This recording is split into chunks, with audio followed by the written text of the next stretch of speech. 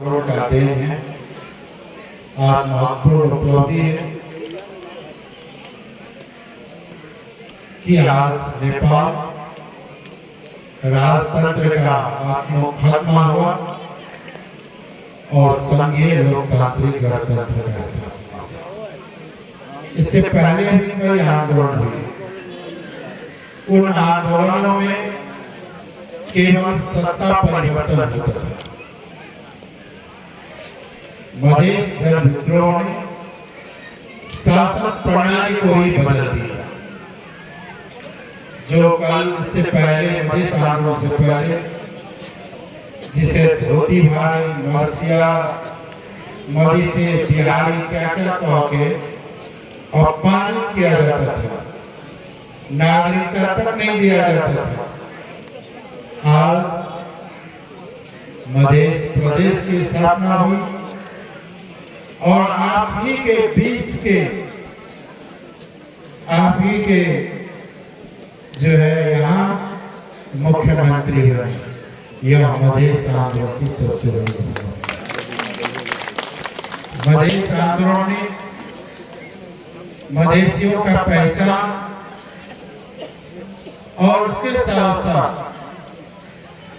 जिसे कल विदेशी माना जाता था, बिहारी करता था, नेपाल के सर्वोच्च स्थान या राष्ट्रपति उपराष्ट्रपति में बैठाया तो मधेश आंदोलन।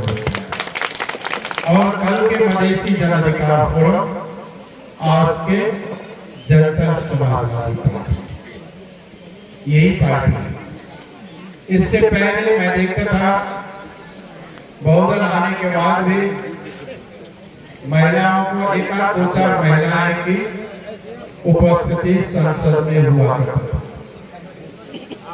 लेकिन मधेश आंदोलन के बाद जब संघीय गणतंत्र आया तो आज वोड़ा से लेकर के संसद तक 35% से अधिक महिलाओं की, जो एशिया में तो किसी देश में नहीं, चीन में भी नहीं है। जापान, चीन, अमेरिका, बेलारूस से भी ज्यादा, भारत से दुगुना महिलाओं की प्रतिनिधित्व आज नेपाल में। यह कैसे संभव हुआ? जब मधेश आंदोलन हुआ और मधेशी जन अधिकार फोरम या जसपा के पार्टी ने संघर्ष किया आप लोगों ने इसके साथ और ये उपलब्धि हुई। इससे पहले दलितों का प्रतिनिधित्व एकाध को कहीं दिखाई देता था। आज नीचे से ऊपर तक, चाहे समानुपाती के माध्यम से हो या आरक्षण के माध्यम से हो, आज हर जगह दलितों का उपस्थिति दिखाई देने लगा। आज मुस्लिमों का उपस्थिति, मधेशियों का उपस्थिति, महिलाओं की भागीदारी आज बढ़ी है। कल हमें सरकारी सेवाओं से वंचित किया गया था,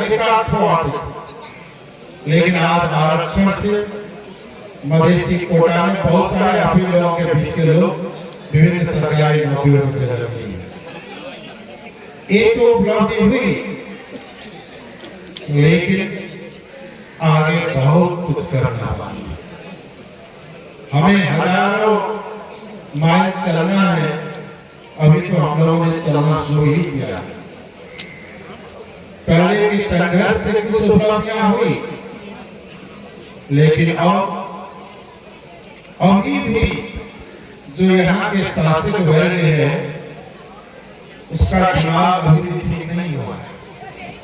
अभी भी मधेशियों के प्रति भेदभाव का दिमाग जो है ना, वो अभी गया नहीं है। अभी भी मधेश में, तराई मधेश में कितनी जनसंख्या हुई? जनगणना के मुताबिक 53% संख्या है अभी की जनगणना से। लेकिन संसद में उपस्थित 40% है। तो जनसंख्या के आधार पर प्रदत्त होना चाहिए ना। और रही विकास की बात, विकास की थोड़ा भूमिका देखिए। देश में बहुदलीय व्यवस्था आया कितना वर्ष हुआ? 46 साल से अभी आया तो 34 वर्ष हुआ।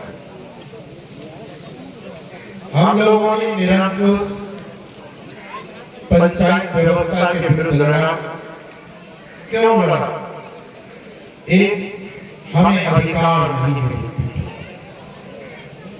लोकतंत्र और जनता की स्वतंत्रता, नागरिक स्वतंत्रता वहां नहीं थी। हम लोगों ने इसलिए भी लड़ा कि देश का विकास पंचायत काल में आगे नहीं बढ़ पाया था निरंकुशता के बाद। इसलिए विकास को आगे बढ़ाने के लिए और जनता को अधिकार दिलाने के लिए हम लोग निरंकुशता के विरुद्ध लड़े और आज से करीब 34 वर्ष पहले उस शासन प्रणाली को समाप्त कर दिया। और फिर विकास की गति आगे नहीं बढ़ी। हम लोगों ने लगा कि भाई राजतंत्र है तो कहां से विकास आगे बढ़ेगा। फिर जनता के अधिकार को छीनता था, कभी लड़ाई हो संघर्ष हो देता था, फिर छीन लेता था। ज्ञानेंद्र ने भी वही किया। तो फिर हम लोगों ने लड़ाई लड़ी कि अब संघीय गणतंत्र ला करके छोड़ेंगे और संघीय गणतंत्र आया हुआ और ये संविधान जारी हुआ है। 8 वर्ष तो हो गया संविधान जारी हुआ। गणतंत्र तो पहले आया 65 साल में और संविधान, ये संविधान जारी हुआ 8 साल हो। यह संविधान में भेदभाव न हो, सबका संविधान बने, इसलिए हम लोगों ने लड़ा। और नेपाल में क्या दुनिया में बहुत ऐसे उदाहरण नहीं है जो मेथी से महाकाली तक मधेश के लोग खड़े हो गए, इसलिए ताकि संविधान में हमारा हक सुनिश्चित हो सके। अभी जो संविधान में जितना मिला है, संघीयता, गणतंत्र, मौलिक हक, समावेशिता, ये उसी आंदोलन का देन है जो इतना भी मिला है। लेकिन महत्वपूर्ण मुद्दे अभी भी छूटा। इसलिए हम लोगों ने कहा कि यह संविधान हमारे अनुकूल नहीं है और हम लोगों ने उस दिन, जिस दिन संविधान जारी हुआ था, पूरा मधेश काला दिवस मनाया। आज ये संविधान जारी हुआ 8 साल हो गया, लेकिन केंद्र से अधिकार देने के लिए कानून ही नहीं बनाया 8 साल में। हमें आपने भेजा संसद में, आपने सुना होगा कि मैंने संसद में उठाया विभिन्न जगहों पर कि ये 8 साल में संघीयता को मजबूत करने के लिए एक भी कानून नहीं बना। कानून क्या बना? एक जो बना भी है उसका व्यवहार में नहीं ला रहा। जैसे प्रहरी समायोजन आयोग बन गया और प्रहरी प्रदेश को हस्तांतरण अभी तक नहीं किया। क्यों नहीं?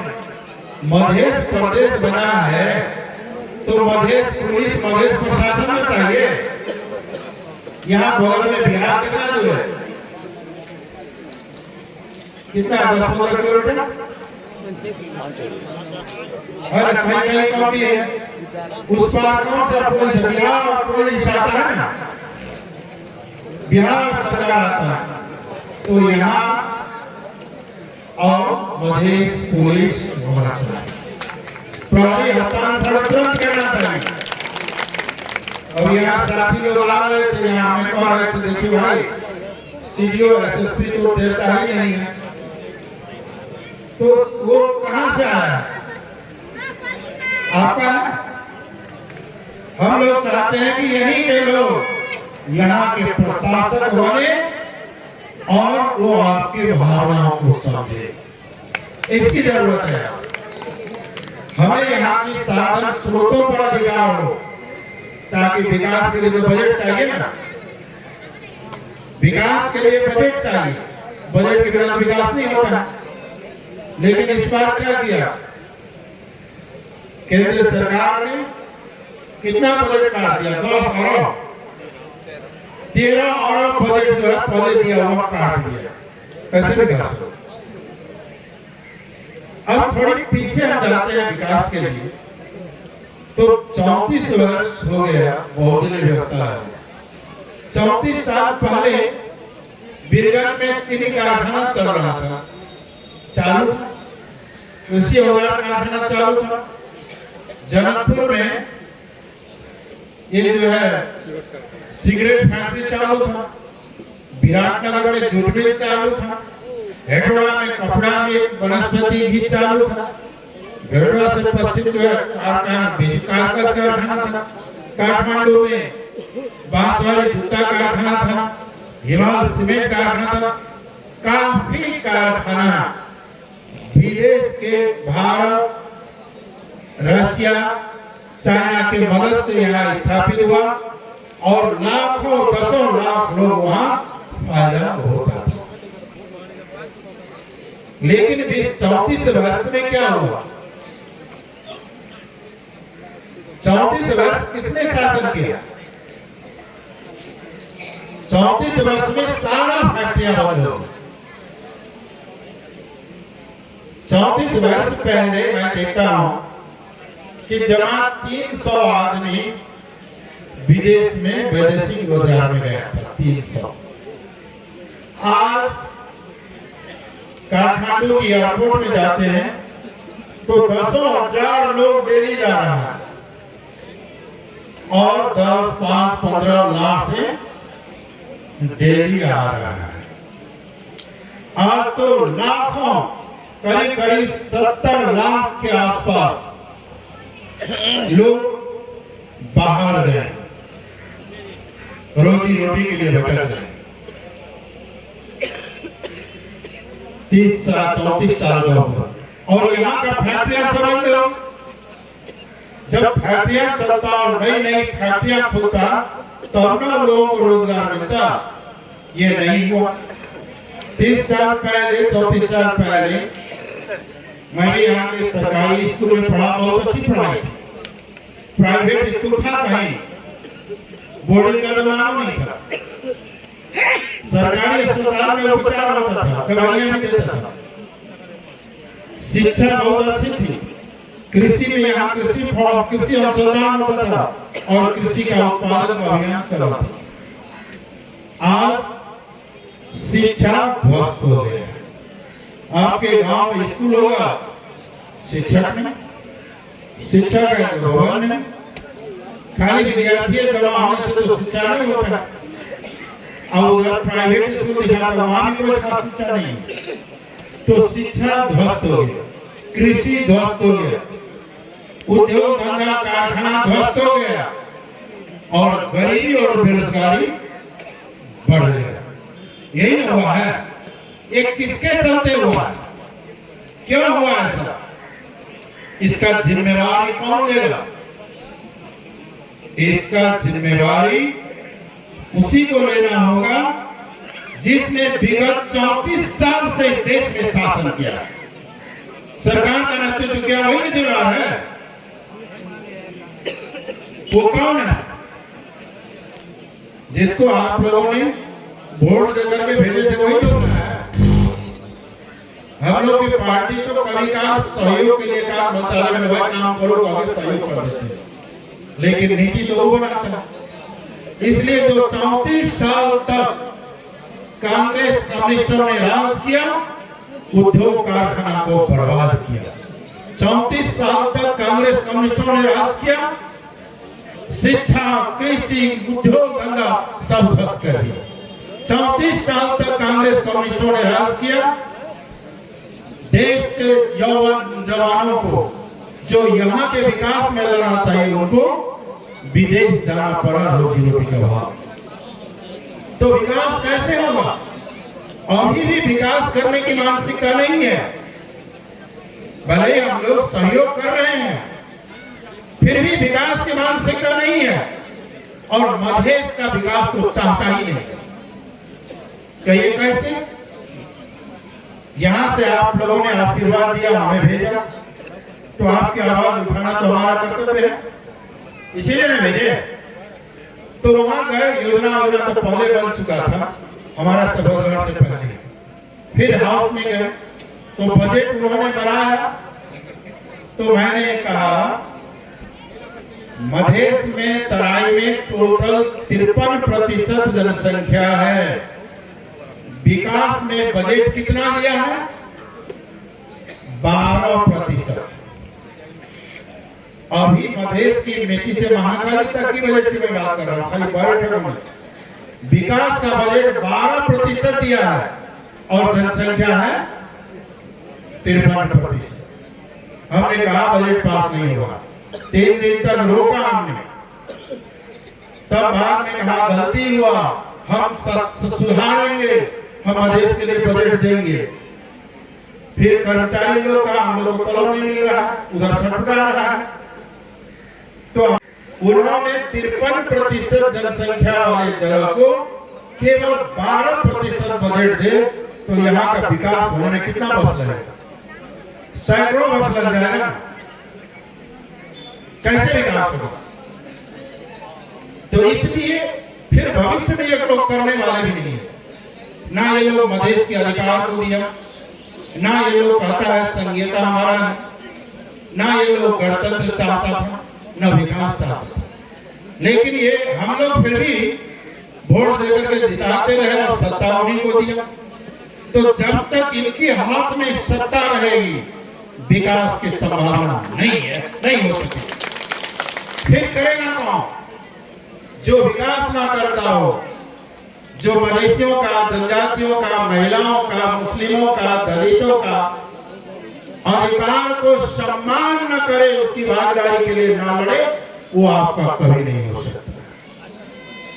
इसलिए आप बदलाव चाहिए। बदलाव क्या चाहिए?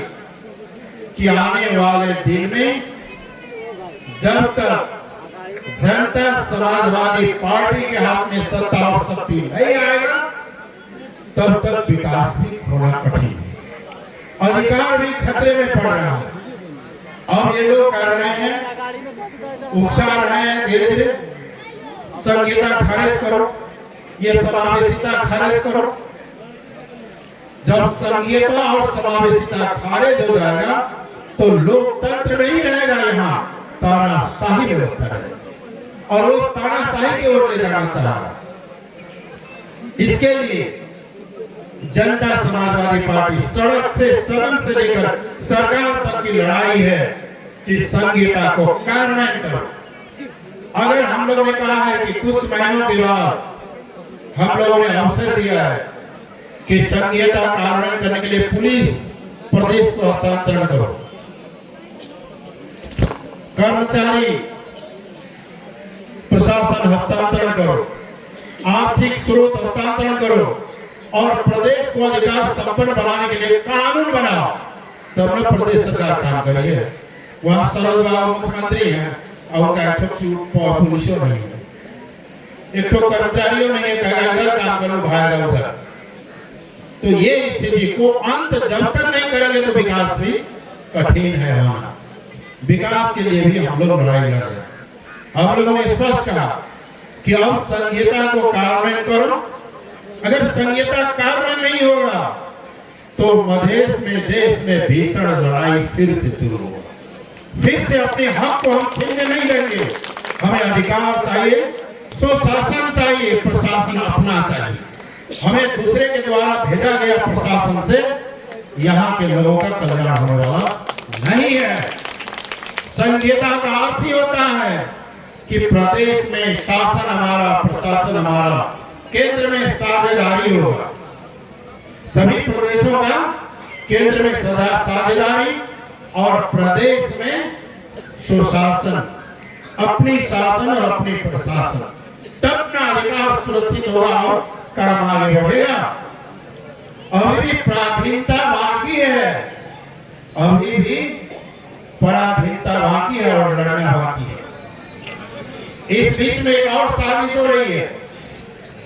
आप लोगों ने, बहुत सारे लोगों ने, हमने भी देखा कि सावन तो बरसात का महीना है ना, बरसात के महीने में क्या हुआ, आपका ट्यूबवेल से पानी आना बंद हो गया। आपका इनार से पानी आना बंद हो गया, नदियां सूख गई, पोखर सूख गया और पानी के लिए हाहाकार हुआ। आदमी तो कहीं से बोतल में पानी मंगा के भी पी लेता, पशुओं का बहुत मृत्यु हुआ पानी के अभाव। ऐसा क्यों हुआ? इसकी वैज्ञानिक लोगों का, विज्ञ लोगों का कहना है कि ये चूरिया क्षेत्र जो है ना, ये चूरिया, वो जो छोटी छोटी पहाड़ियां और जंगल रहा है, वहां पानियों का जमाव रहता है ना, इसको वाटर कहते हैं, जमा रहता है, थोड़ा थोड़ा ताल जैसा, नदी जैसा पानी रहा, उसके सीपेज से यहाँ नदियां और पानी रहा है। इन लोगों ने क्या किया, वहां से हाईवे बना दिया, राजमार्ग। ये राजमार्ग था ही, इससे 10 किलोमीटर राजमार्ग बना दिया। क्यों बनाया? कि राजमार्ग मधेसिया सब चला आता हड़ताल करने के लिए, चलो भीतर में राजमार्ग बनाया, होटल बनाया, बसोबास बनाया, चूरिया को नष्ट करने के लिए लगा।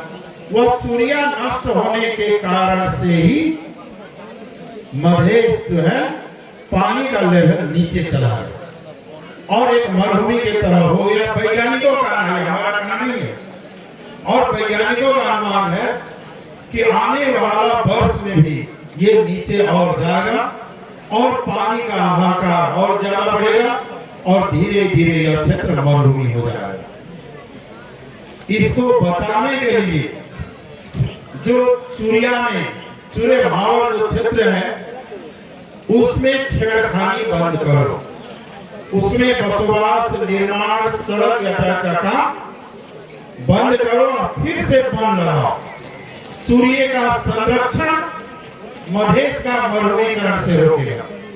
नहीं तो कभी कभार बाढ़ आएगा तो सारा बालू ला करके इधर फेंक देगा और पानी खत्म हो जाएगा और फिर मरुभूमीकरण हो जाएगा।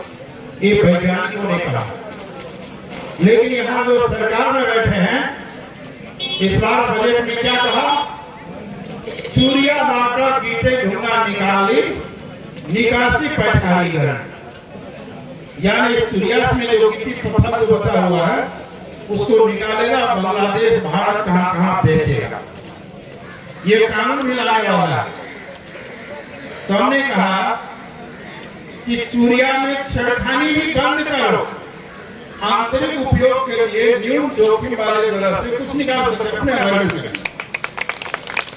लेकिन जब ये इसको बेच करके पैसा कमाएंगे, ये बेचेगा तो दुनिया भर का माफिया आएगा, वह डोजर और क्रेन लगेगा वहां चूरिया, 2-4 वर्ष में चूरिया साहब वो कमाएगा।